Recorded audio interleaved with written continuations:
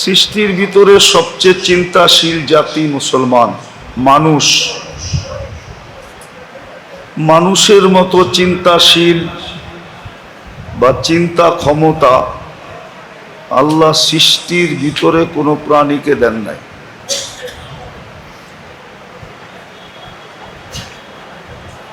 যদি দিতেন তাহলে অন্য প্রাণীর চিন্তার দামও দিতেন, কিন্তু কোনো সৃষ্টির চিন্তার দাম আল্লাহ দেন নাই, শুধু মানুষের চিন্তার দাম দিছেন।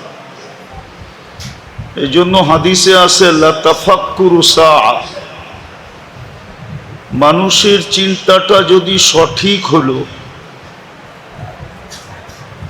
লাতাফাক্কুরু সাআতিন খায়রুম মিন ইবাদাতি 60 আও 70 সানা।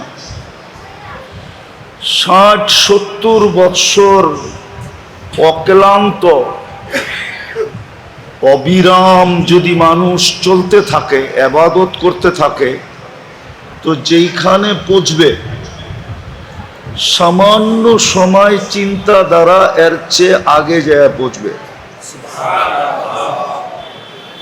আর এই চিন্তা ক্ষমতা, চিন্তা মূল্যায়ন শুধু একমাত্র মানুষের চিন্তার মূল্য আছে, আর কোনো সৃষ্টির চিন্তার মূল্য নাই।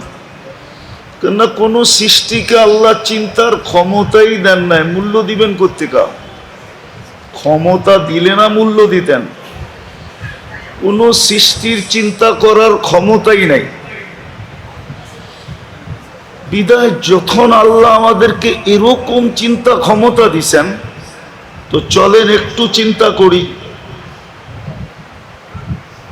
আর চিন্তার বিষয়টা হলো আল্লাহ আমাকে দিলেন কতটুকু, দিতেছেন কতটুকু,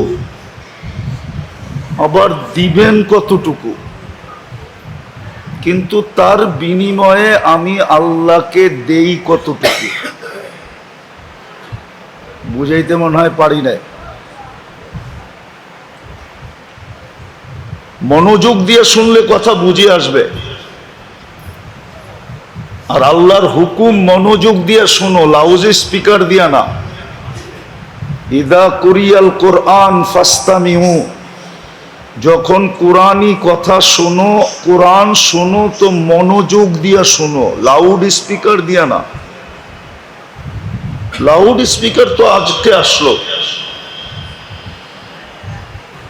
আবার মনোযোগ আসবে কখন? আনসিতু, যত বেশি নির্জুম হব তত বেশি মনোযোগ আসবে। এই জন্য আল্লাহ দ্বিতীয় হুকুম দিছে আনসিতু, বিলকুল নীরব নির্জুম থাকো, নড়াচড়াও করো না। তাইলে আর লাউড স্পিকারের দিকে তাকাইতে হবে না। কথা আল্লাহ পৌঁছায় দিবে কান পর্যন্ত, আবার দিলের ভিতরে আল্লাহ বসায় দিবে।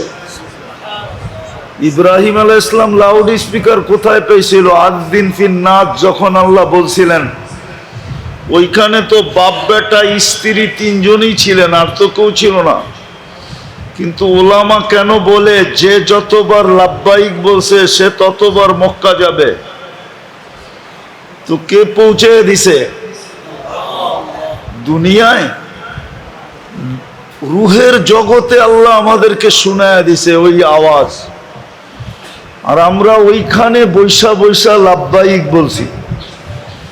চলেন, এটা যদি বুঝে না আসে তো বিদায় হজে 1.25 লক্ষ সাহাবা ছিল। লাউড স্পিকার কোন কোম্পানির ছিল? এক সাহাবিও তো বলতে পারবে না যে আমি আল্লাহ রসুলের কথা শুনি নাই। বিদায় মনোযোগ দিয়া শুনেন, লাউড স্পিকারের দিকে তাকানোর প্রয়োজন নাই। আল্লাহ পৌঁছায় দিবে, দিলে গাইথা দিবে। তো যেটা বলতেছিলাম যে আমরা একটু চিন্তা করি যে আল্লাহ দিলেন কি, দিতেছেন কি, দিবেন কি, দিছেন কি, কি দিছেন? সৃষ্টির ভিতরে আমাকে শ্রেষ্ঠত্ব দিছেন, আর কি দিবেন? ফেরেশতার চেয়েও শ্রেষ্ঠ আমি। ফেরেশতা দুই অক্ষর দিয়া তৈরি, কুন ফাকান। আপনি আর আমি কুদরতি হাতে তৈরি। ফেরেশতা 6 দিনের অন্তর্ভুক্ত, সিত্তা আইয়ামের ভিতরে ফেরেশতাও আছে। বলুক উলামা, ফেরেশতা নাই? 6 দিনের ভিতরে ফেরেশতাও আছে। আপনি আর আমি 10 মাসে তৈরি। সব সৃষ্টি 6 দিনে তৈরি। আর কি দিবে? গঠন এত সুন্দর দিছেন সৃষ্টির ভিতরে। ফেরেশতার গঠন আমাদের থেকে সুন্দর না। আপনি ফেরেশতা দেখেনি নাই, কোত্থেকে বলবেন ফেরেশতার গঠন সুন্দর? যদি ফেরেশতার গঠন সুন্দর হইতো তাহলে আল্লাহ কেন বলতো লাকাদ খালাকনাল ইনসানা ফি আহসানি তাকওয়িম? মানুষ তোর চেয়ে সুন্দর গঠন আমি কাউকে দেই না। পরী সুন্দর না মানুষ সুন্দর? আপনি কেন বলেন পরীর মতো সুন্দর? পরী যদি সুন্দরী হইতো তাইলে কাইলা ছেড়ারে কেন ধরতো? ও তো ওর চেয়ে সুন্দরীকে ধরতো, ঠিক না? ও তো গ্রামগঞ্জে দেখা যায় একটা কালোরে ধইরা বসে আছে, ঠিক না? বুঝা গেল মানুষ যে সুন্দর না। যদি সুন্দর হইতো তাহলে মিশরের মেয়েদের কথা সত্য হইতো। ইউসুফ আলাইহিস সালামকে দেখা চিৎকার দিয়া বলছে, মা হাশা লিল্লাহি হাদা বাশার ইন হাদা ইল্লা মালাকুন কারীম। এটা মানুষ হইতেই পারে না। মানুষ এত সুন্দর হয় কি কইরা? যার সৌন্দর্যের দিকে দেখা আমাদের খবরই ছিল না, হাত কাটা ফেলছি। এটা ফেরেশতা হবে। আল্লাহ বলে ফেরেশতা এত সুন্দর হয় না, মানুষই এত সুন্দর হয়। কেননা ফেরেশতা 2 অক্ষরে তৈরি, মানুষ আমার কুদরতি হাতের তৈরি। এই জন্যই তো আল্লাহ আমাদেরকে ভালোবাসা ফেলছেন।